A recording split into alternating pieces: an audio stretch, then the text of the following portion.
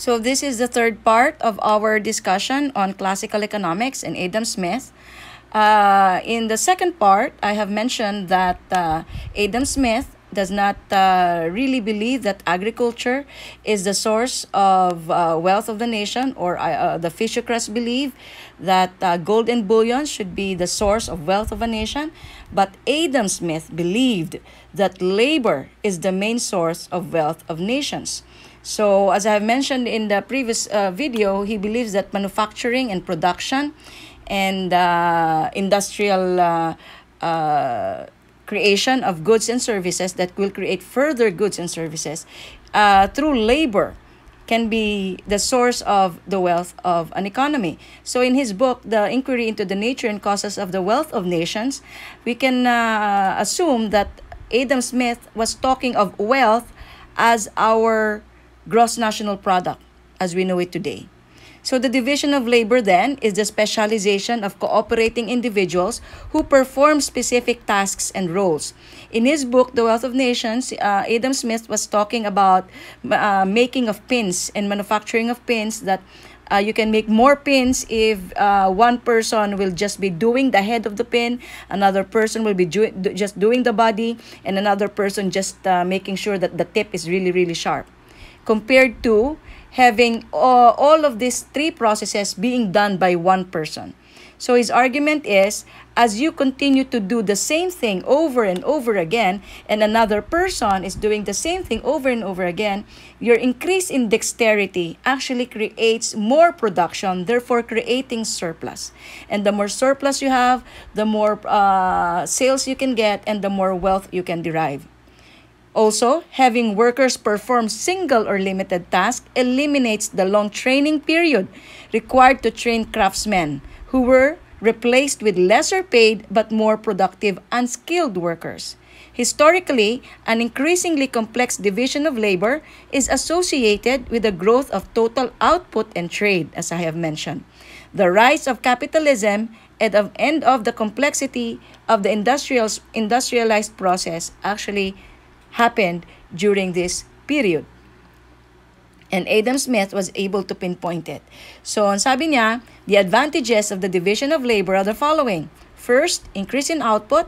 Second, increase in skill of labor or dexterity.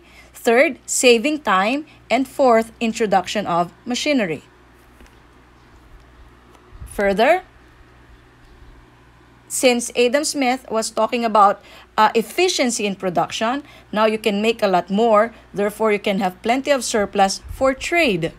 So Smith was in favor of free trade. He derived his support for free trade among nations by basing it on the obvious desirability of trade among individuals. So trade is a win-win process. According to Smith, free trade expands the extent of the market, thereby allowing greater division of labor. Because in one chapter of his book, he was talking that division of labor is limited by the extent of the market. So the greater the market, the greater the division of labor then.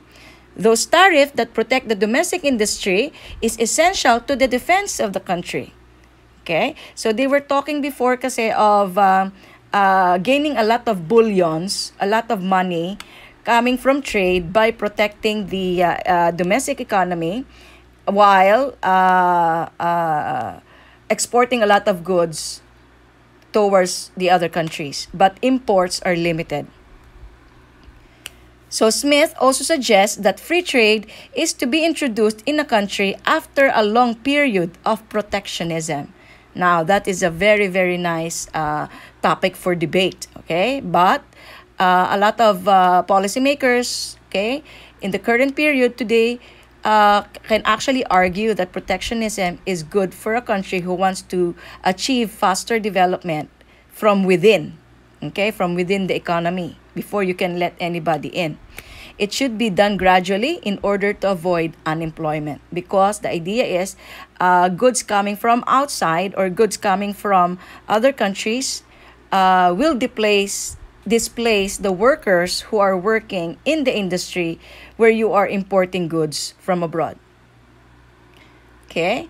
And finally, focusing on the invisible hand that Adam Smith was talking about, his assumptions were our preferences are consistent, We act based on self-interest. Individual goods adds up to social good, and government ensures property rights. There are enough buyers and sellers for there not to be a monopoly, perfect information that backs up our economic decisions, and there are no externalities. If you notice, majority of these assumptions are our description of a perfectly competitive market. Okay.